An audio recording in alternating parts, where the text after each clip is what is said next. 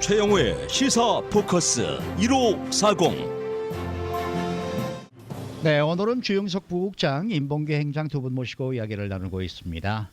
어젯밤 한 9시 반경이었을 거예요. 갑자기 이 속보가 뜨면서 스티브 호킹, 이 세계적인 물리학자죠. 이 사망 소식이 나왔습니다. 그래서 저도 굉장히 좀 충격적으로 받아들였는데요.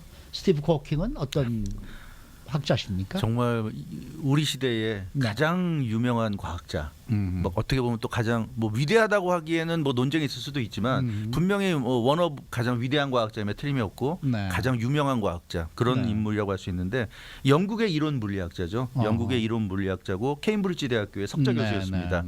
그 이분은 그래서 천재 물리학자면서 물리학을 그러니까 과학을 정말 대중적으로 대중화시킨 그런 업적이 있고요. 우리가 사실 물리학이라고 하고 또 과학이라고 하면 굉장히 어렵게 느껴지는데 용어부터가 참 생소한 것도 많고, 근데 이분이 등장함으로써 물리학에 대한 그 대중화가 굉장히 크게 이루어졌고요. 특히 이분이 그 연구한 분야가 이제 우주 아닙니까? 우주론. 그래서 스티븐 호킹 박사를 대표하는 것이 이제 빅뱅 이론과 이제 블랙홀. 그래서 이걸 통해서 이제 우리가 우주를 가까이 우리가 알 수 있게 됐다는 거. 우주를 우리에게 설명을 해주는 그런 이제 인물이라고 볼 수가 있겠고요. 이해하기 쉬운 언어를 가지고 과학, 물리학, 우주를 이제 우리에게 설명해준 그런 인물이고, 특히 그 이분의 저서가 굉장히 유명하죠. A Brief History of Time from the Big Bang to Black Holes. 그러니까 한국말로 하면 이제 시간의 역사, 빅뱅에서 블랙홀까지. 이게 1988년에 나온 저서인데 뭐 너무나 유명한 저서여서 아마 많은 분들이 아실 텐데 이 저서가 전 세계적으로 1,000만 부 이상이 팔려나간 정말 그 초 베스트셀러. 그렇게 말씀드릴 수 있는데, 이 책을 통해서 빅뱅 이론, 뭐 블랙홀 이론 등이 이제 우리 같은 일반인들에게 소개가 됐고요. 그 스티븐 호킹 박사는 그런데 이 이론 물리학자이기 때문에 이 물리학이라는 것은 연구를 해서 결과를 그렇죠. 검증을 해서 결과를 이제 발표해서 무슨 뭐 아인슈타인 그러면 만유인력의 법칙 뭐 이런 것들 뭐 있는 거 아닙니까? 그렇죠. 근데 이 이론 물리학이기 때문에 이건 그러니까 테오리 이론을 가지고 이제 물리학 우주를 설명하는데, 사실 이것은 그 검증을 할 수 없거든요. 어떤 실험을 할 수가 없기 때문에 이분 같은 경우는 유명한 이론을 많이 발표하면서 우리에게 이제 새로운 우주에 대해서 알게 해줬지만 결과를 가지고 증명을 할 수 없기 때문에 이분이 뭐 노벨상을 받지는 못했습니다. 못했지만 그러나 노벨상을 받은 과학자보다 훨씬 더 우리에게는 위대한 인물로 이렇게 다가와 있고요. 그리고 사실 이분이 물리학자로서 천재 물리학자지만 또 이 루게릭병의 일종의 그 이 병을 앓지 않았습니까? 그래서 그 병을 극복한 인물로서 인간 승리에 또 많은 감동을 우리에게 안겨줬고요. 이분이 그 21살 때, 21살 때 이 루게릭병 진단을 받았죠. 그때 시한부 판정을 받았습니다. 2년밖에 못 산다 그랬는데. 근데 이분이 이제 76살에 돌아가셨으니까 무려 50년 이상을 생존해서 이 전 세계의 수많은 그 환자들에게 희망을 안겨줬고요.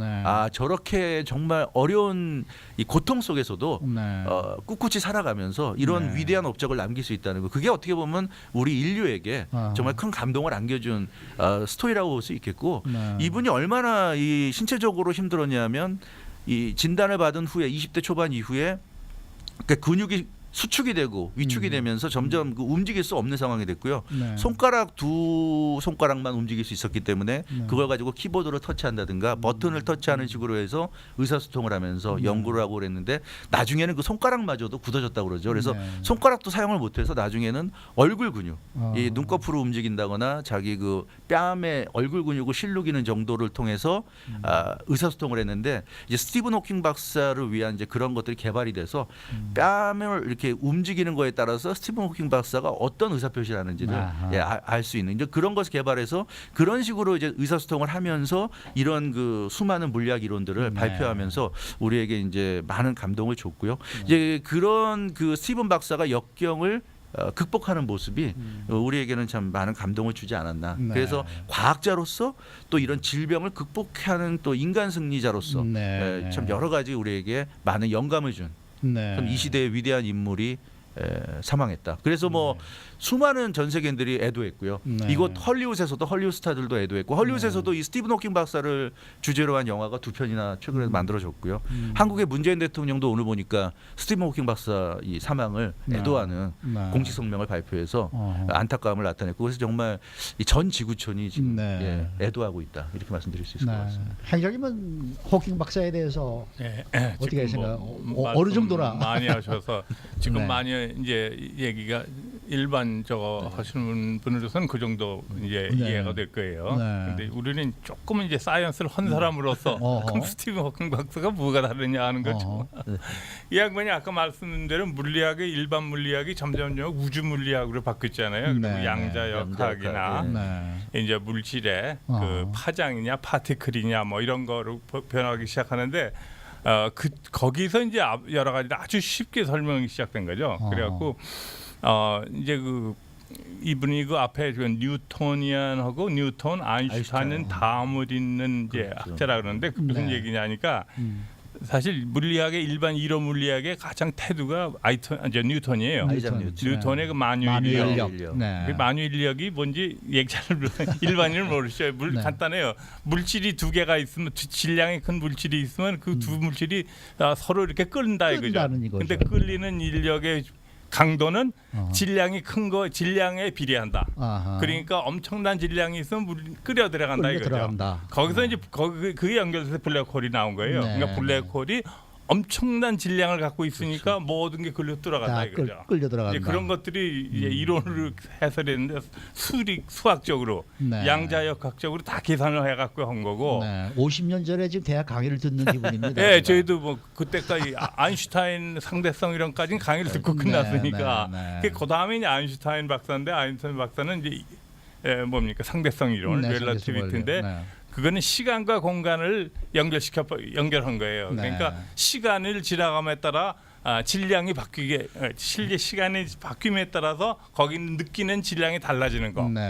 또는 속도가 이렇게 빨라지는 여행을 하고 나면 시간이 짧게 느껴진다든가. 뭐 예를 들어 빛에 가까운 로켓을 타고 어디 한 10광년을 갔다가 오니까 자기는 젊고 나머지 사람은 20년이 늙어 있더라. 예를 들어 그 이제 과학적으로는 그게 가능한 얘기. 이제 그런 걸 설명하는 건 아인슈타인 상대성 이론이었고, 이제 그걸 더 연결해서 이제 그걸 실질적으로 질량까지 연결한 게 이제 스티븐 호킹 박사예요. 그러니까 그 세 분의 이렇게 연결 성상에 있다는 걸 우리 알고 있는 게 편해요.